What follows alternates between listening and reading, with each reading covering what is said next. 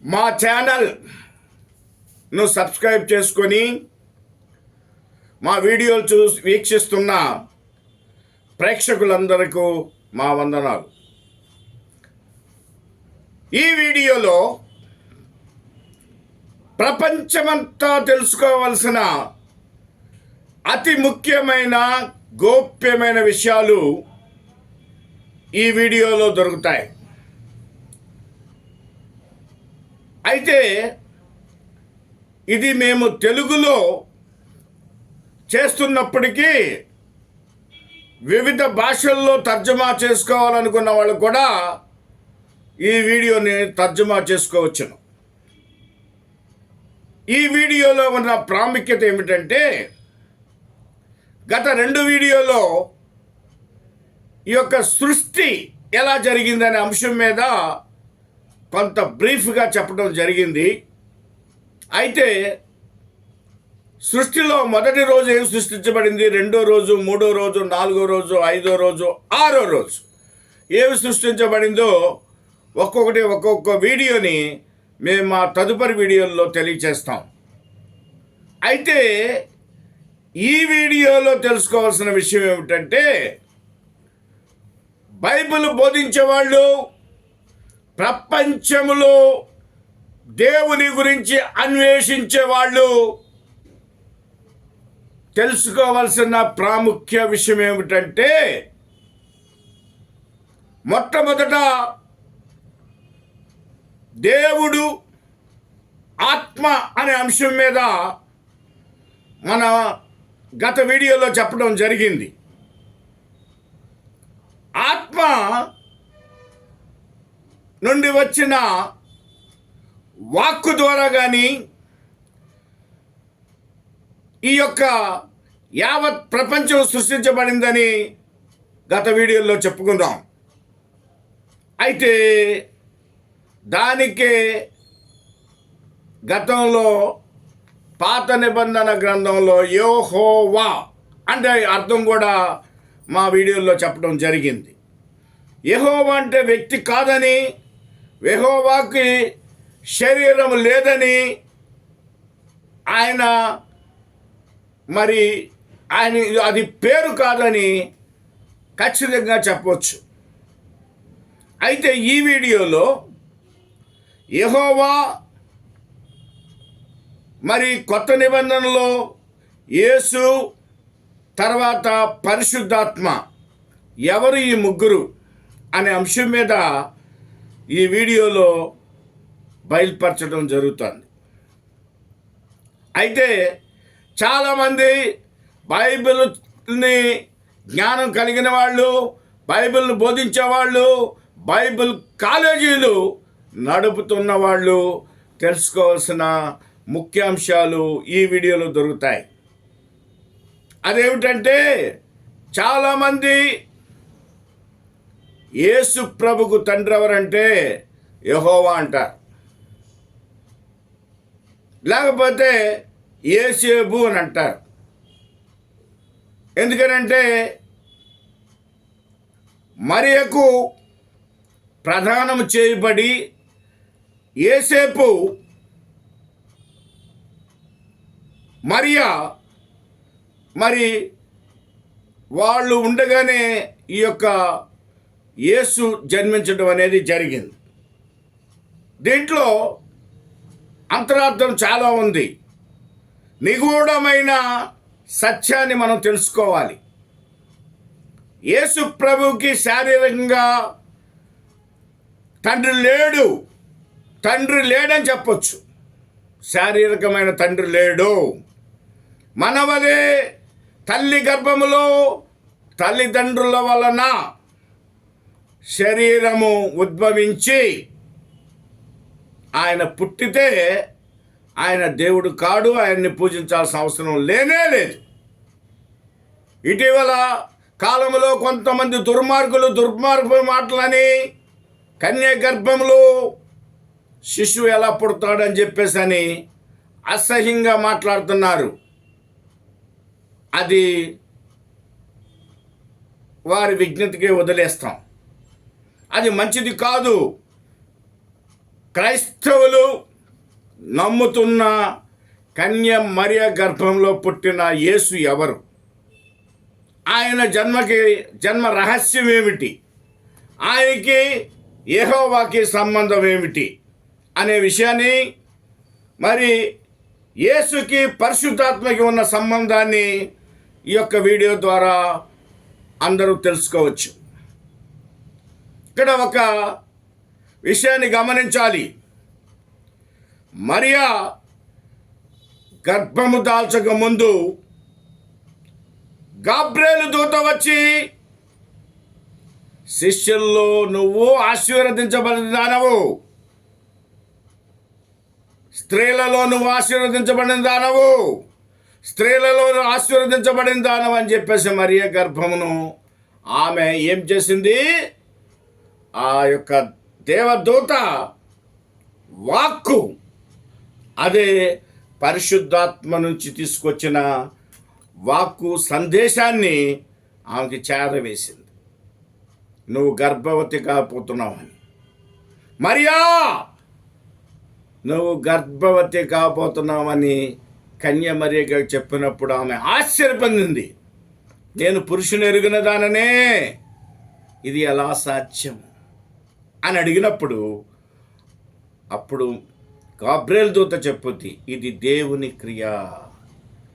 పుట్టబోయే పిల్లవాడు ఏమవుతాడో ఏం చేస్తాడో కూడా ముందుగే ఆ దూత చెప్పింది. అది ఒక గొప్ప మర్మం. అంతేకాకుండా మీ పేరు నా పేరు మన తల్లిదండ్రులు పెడతారు, కానీ యేసు అనే పేరు ఆయన గర్భంలో ఉండకముందే, మరియ గర్భము దాల్చకముందే యేసు అనే పేరు పరలోకంలో నుంచి వచ్చింది. మీ పేరు నా పేరులాగా మనం పెట్టుకున్న పేర్లు కావివి. కాబట్టి పరలోకములోనున్న ఆత్మీయ తండ్రి ఎవరైతే ఉన్నారో, ఆత్మరూపంలో ఉన్న తండ్రి ద్వారా ఈ యొక్క యేసు అనే పేరు వచ్చింది. యేసు అనే శిశువుకి పేరు పెడతాం, అతను శరీరధారి అవుతాడు. అది ఎందుకు శరీరధారి అవ్వాలి అనే దాని గురించి మనం చూస్తే బహుభయంకరమైన మర్మం ఉంది దీంట్లో. ఏమిటంటే, ఆదాము అవ్వ వాళ్ళు చేసిన ఏదేను తోటలో దేవునికి వ్యతిరేకంగా ప్రవర్తించి సాతాను శోధనలో పడి వాళ్ళు తినకూడని పండు తిని, మరి ఈ యొక్క మంచి చెడులు ఏదేను వనంలో తెలుసుకొని ఈ భూమి యావత్తు వ్యాపించేటట్టుగా మానవాళి వచ్చింది. బహుభయంకరమైన పాపములు ఈ యొక్క మనుషులు చేస్తున్నారు. ఆ సమయంలో ఈ యొక్క క్రీస్తు పూర్వం దేవుని గురించి ప్రార్థించేవాళ్ళు అనేక మంది భక్తులు ఈ ప్రపంచంలో అనేక భాషల్లో ప్రార్థించారు. అప్పుడు ఆ భక్తుల ద్వారా దేవుని ఆత్మ మరి వాక్కు ద్వారా అనేక సత్యాలు బయలుపరిస్తే అవి ప్రజలకు బోధించేవారు. అందుకనే మీకు పాత నిబంధన గ్రంథాలన్నింటిలో కూడా యెహోవా వాక్కు ప్రత్యక్షమై ఈ విధముగా సెలవిచ్చెను అని వ్రాయబడి ఉంటారు. అప్పుడు యేసు ప్రభు లేడు, అప్పుడు ఉన్నదల్లా దేవుని వాక్కు. శరీరధారి అయి దేవుడు లేడు, దేవునికి రూపం లేదు, ఇలా ఉంటాడు అలా ఉంటాడని మనం చెప్పడానికి అవకాశం లేదు. అంతేవిధంగా ఈనాడు అనేక మంది దేవుళ్ళను సృష్టిస్తున్నారు. మనిషికి 2 చేతులుంటే దేవునికి ఒక 10 చేతులు ఉండొచ్చు. మనిషికి తల ఒకటి ఉంటే దేవుడికి కూడా 5-6 తలలు ఉండొచ్చు అని రకరకాల వికృత రూపాలు వాళ్ళు ఇష్టం వచ్చినట్టు, దేవుళ్ళు వాళ్ళు ఇష్టం వచ్చినట్టు, అది ఏ ఊహొస్తే దాని విధంగా తయారు చేస్తున్నారు. అది చాలా చాలా చాలా తప్పు. దేవుణ్ణి మనుషులు తయారు చేయకూడదు. మనమంతా కూడా దేవుడు చేసిన మనుషులం. మనం గతంలో కూడా చెప్పుకున్నాం. కాబట్టి దేవుని స్మరించాలి. దేవుని యొక్క ఆత్మ మనలో ఉంటుంది. దేవుడు ఆయన నా రూపంలో మనల్ని తయారు చేసినట్టుగా ఈ బైబిల్ చెప్తా ఉంది. అంతేకాకుండా మరి దేవుని వాక్కు ద్వారా యేసు జన్మించెను. ఆ వాక్కు ఎట్లా వచ్చింది? కన్యమరియే గర్భంలో దేవదూత ద్వారా చెప్పబడిన వాక్కు ద్వారా ఆమె గర్భవతి అయి ఈ లోకానికి శరీరధారి అయి దేవుడు అందుకే తన కుమారుడు అని చెప్పేసి అని అంటాడు. అంటే ఈ యొక్క సర్వలోకాన్ని సృష్టించిన ఏకైక ఆత్మ దయచేసిన కుమారుడు. అంటే దాని అర్థం ఏమిటి? అంతర్గత అర్థం ఏమిటంటే దేవుడు శరీరధారి అయి లోకంలోకి వచ్చాడు. ఎందుకు వచ్చాడు? రావాల్సిన పని ఏంటి ఆయనకి? ఆదాము అవ్వ చేసిన పని నుంచి ఈ మానవాళ్ళందరినీ కూడా తిరిగి రక్షించుకొని ఆయన మార్గంలోకి తీసుకెళ్ళడానికి కొరకు చేసిన పని అది. కాబట్టి దేవుడు ఈ లోకానికి మరియ గర్భంలో శరీరధారి అయి వచ్చాడు. అందుకనే శరీరానికి పేరుంటుంది కాబట్టి కంపల్సరీ యేసు అనే నామము పెడతామని చెప్పి ఆ రోజు చెప్పడం జరిగింది. ఆ విధంగానే యేసు ప్రభు ఈ లోకంలోకి వచ్చాడు. దీనిలో కూడా చాలా మర్మం ఉంది. ఆయన 33.5 సంవత్సరాలు ఈ లోకంలో బ్రతికినట్టుగా లేఖనాలు చెప్తున్నాయి. మరి 33.5 సంవత్సరాల్లో 12 సంవత్సరాల చరిత్ర మాత్రమే మనం దీంట్లో చూడగలం. ఆయన చిన్న బాల్యమంతా. తర్వాత 30వ సంవత్సరం నుంచి 3.5 సంవత్సరాలు దీనిలో రాయబడి ఉన్నది. అయితే చాలామంది చాలా రకాలుగా కూడా మాట్లాడుతున్నారు. అదన్నీ ఏది కరెక్ట్ కాదు. ఆయన ఇజ్రాయెల్ దేశం నుంచి మరి కాశ్మీర్ వచ్చాడని, ఇండియా వచ్చాడని కూడా కొందరు చెప్తూ ఉంటారు. దానికి ఆధారాలు లేవు. ఆయన ఇజ్రాయెల్ దేశంలోనే ఉన్నాడు.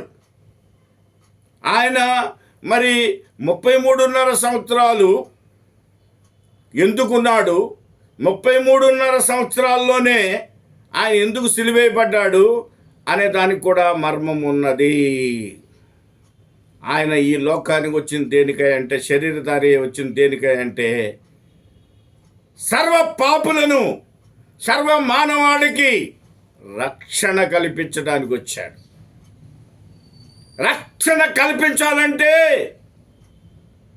ఏ గ్రంథమైనా చెప్పేదేంటే, పాప ప్రోక్షణ జరగాలంటే రక్తం చిందించబడాలి. రక్తం కారడం కాదు, చిందించబడాలి. అందుకని ఆయన బాల్య వయసులో సిలువేయలేదు, లేకపోతే ఆయన ముసలి వయసులో సిలువేయలేదు. 33.5 సంవత్సరాల యువకుడు. యువక రక్తంలోనే ఆయన బల్లెపు పోట్లు, యువక రక్తంలోనే ఆయనకి శీలలు. అప్పుడే రక్తం చిందించబడుతుంది. అంతేగాని మీరు బాల్యంలో మీరు రక్తపోట్లు పొడిస్తే ఉపయోగం ఉండదు. కాబట్టి యవన రక్తము ఈ లోక పాప పరిరక్షణ కొరకు ఆయన పవిత్రమైన రక్తాన్ని యావత్ ప్రపంచంలోని యావత్ మానవాళికి ఆయన అర్పించాడు. దాని కొరకే ఆయన ఆ లోకం నుంచి ఇక్కడికి వచ్చాడు. కాబట్టి దేవుడు శరీరధారి అయి ఉన్నది 33.5 సంవత్సరాలు మాత్రమే. అందుకని ఆయన రక్తం చిందించాడు గనుకే యేసునామంలో ప్రతి ఒక్కళ్ళు ప్రార్థన చేస్తారు. ప్రార్థన దేవుని సన్నిధికి వెళ్తుంది. అయితే చాలామందికి దీంట్లో అనుమానాలు ఉన్నాయి. ఏమిటంటే, ఆయన మరి రక్తం చిందించేటప్పుడు ఆయన మరొకరిని ప్రార్థించాడు అని. ఆయన చివరి ప్రార్థన కూడా ఆయన చేశాడు. మరి ఎవరికి ప్రార్థన చేశాడు అనేది చాలామంది అనుమానాలు వ్యక్తపరుస్తారు. మీరు ఒకటి గమనించండి, ఆయన శరీరధారి అయి ఉన్న ప్రతి ఒక్కడు ఆత్మ కొరకు ప్రార్థించవలసినదే. ఆత్మ కొరకు ప్రార్థించవలసినదే. ఆయన చివరిలో కూడా ఆయన చెప్తాడు, నా శరీరము సిద్ధంగా లేదు, ఆత్మ సిద్ధమే. శరీరము మరి ఆయన పెట్టే శ్రమలకి తయారయ్యి ఆయన ప్రార్థించుకొని శ్రమలకు సిద్ధపడి వెళ్ళాడు. ఆయన వచ్చిందే శ్రమలు పట్టడానికి. కాబట్టి యోధా ఇస్కరియోతు ఆయన అమ్మేసినప్పుడు కూడా మీలో ఒకళ్ళు నన్ను అమ్మేస్తారు అని చెప్పేసి అని ఆయన ముందుగానే చెప్పాడు. యోధా, నీ పని ఇప్పుడు కానీ. అయితే చాలామంది మిగతా శిష్యులందరూ మేమా ప్రభువా అని రొమ్ము కొట్టుకున్నారు. అయితే యోధా ఇస్కరియోతుకి తెలుసు కైఫాస్ అనాస్ దగ్గర డబ్బులు తీసుకుని వచ్చాడని. 33.5 రూకలకి ఆయన అమ్మడానికి ఒప్పందమై వచ్చిన సంగతి యోధా ఇస్కరియోతుకి తెలుసు. ఆయన అమ్మబడాలి, అప్పగించబడాలి, అందుకే ఆ శిష్యుడిని పెట్టుకున్నాడు. నా ఉద్దేశ ప్రకారం అయితే యోధా ఇస్కరియోతుకు కూడా పరదేశంలో ఉండే అవకాశం ఎక్కువ కనపడుతుంది. ఎందుకనంటే ఆ 33.5 రూకలు యేసు ప్రభువు నమ్ముకున్న రూకలు ఆయన స్వయంగా ఆయన దేనికి వాడలేదు. ఆయన స్వప్రయోజనాల కొరకు, ఆయన ఇల్లు కట్టుకోవడానికో లేకపోతే ఆయన తినడానికో, ఆయన యొక్క కుటుంబం కొరకు, ఆయన మేడమిద్దెల కోసం వాడలేదు. వెంటనే రిపెంట్ అయ్యాడు, పశ్చాత్తాపం చెందాడు. వెంటనే ఆ యొక్క 33.5 రూకలను మళ్ళా తీసుకొని వెళ్ళి కైఫాస్ అనాస్ కాళ్ళ మీద విసిరేశాడు. అయ్యో దేవుణ్ణి నేను మీకు అమ్మేశాను, నేను మహాపాపం చేశాను అని పశ్చాత్తాపం పొందాడు. ఆయనే శిక్ష చేసుకున్నాడు. వెళ్ళి ఆ చెట్టుకి వెనక తిరిగి మరి సిలువేసుకొని ఆయనే ఉరి తీసుకొని చనిపోయినట్టుగా గ్రంథం చెప్తోంది. అందువలన ఆయనకు కూడా రక్షణ ఉండే పరిస్థితి ఉంది. కానీ దానికన్నా దుర్మార్గులు యేసు ప్రభు నమ్ముకోమంటే అమ్ముకునేవాళ్ళు అనేక మంది ఉన్నారు. వాళ్ళకన్నా యోధా ఇస్కరియోతు అందరిట్లో బెటరు. యోధా ఇస్కరియోతులు ఇప్పుడు చాలామంది ఉన్నారు. ప్రతి నిమిషం, ప్రతి గంట, ప్రతిరోజు యేసుని అమ్ముకునే వాళ్ళు ఎక్కువ మంది ఉన్నారు నమ్ముకునే వాళ్ళ కన్నా. అందుకన్నా యోధా ఇస్కరియోతే 100 రెట్లు బెటర్. కాబట్టి 12 మంది శిష్యుల్లో బొంకేవాడిని ఒకరిని ఈ రాత్రి కోడి కుయ్యకు ముందే 3 సార్లు నేను ఎవరినో ఎరుగునని బొంకుతారని చెప్పేసి అని కూడా బైబిల్ తేటతెల్లంగా చెప్తుంది. అదేవిధంగా నన్ను ఒకళ్ళు అమ్ముతారని కూడా చెప్తారు. కాబట్టి ముందుగానే దేవుడు ఎరుగున్నాడు. వాటి నుంచి తప్పుకోవడానికి లోకంలోకి రాలేదు. కొందరు అంటాడు 3 శీలలు, అదే ఉంది 3 శీలలు తప్పించుకోలేనట్టు దేవుడు ఎట్లా అవుతాడని.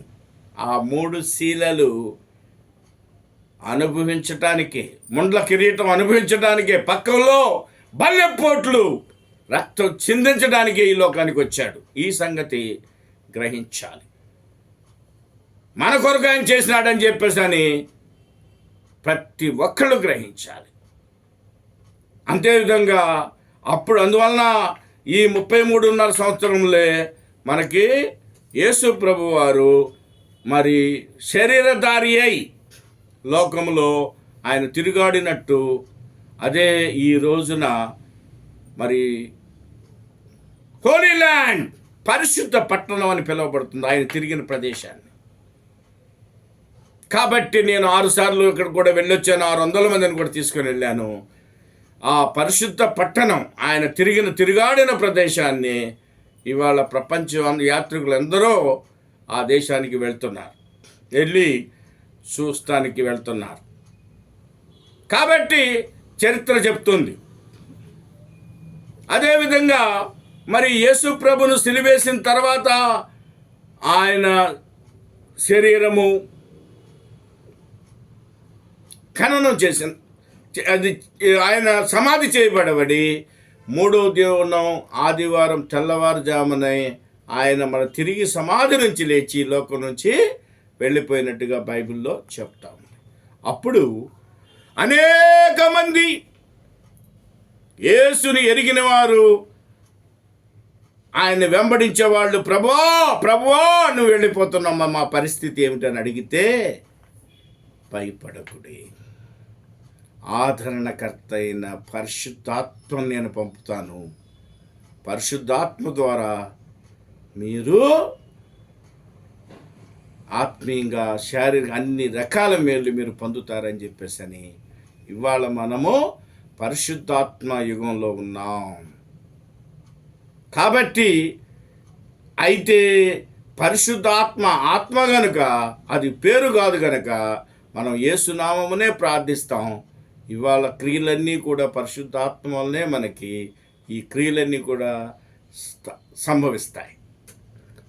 కాబట్టి యెహోవా ఎవరో తెలుసుకున్నాం, యేసు ప్రభు ఎవరో తెలుసుకున్నాం, పరిశుద్ధాత్మ.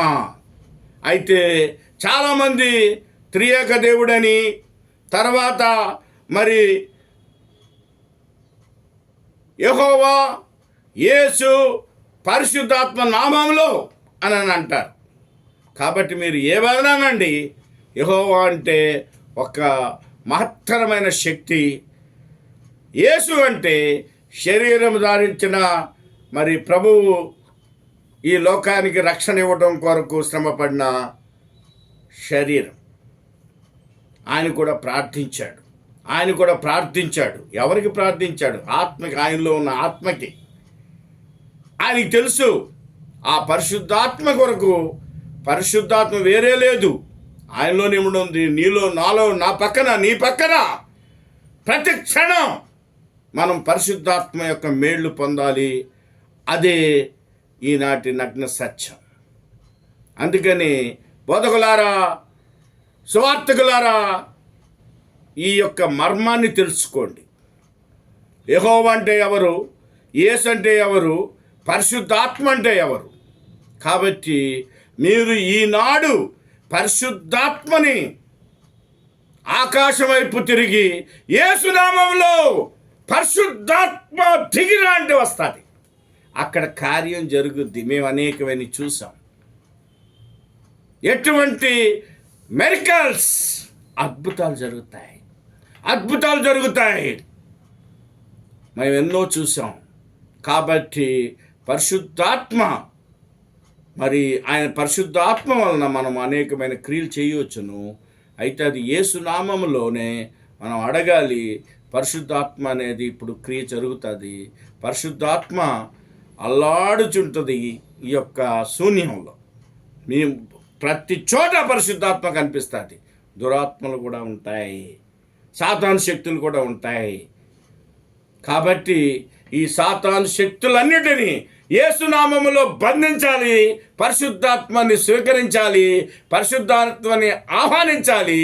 మీ యొక్క దినచర్యలన్నీ కూడా పరిశుద్ధాత్మతో చేసుకోండి, ప్రశాంతమైన జీవితాన్ని గడుపుతారని ఈ వీడియో ద్వారా మీ అందరికీ తెలియజేస్తాను.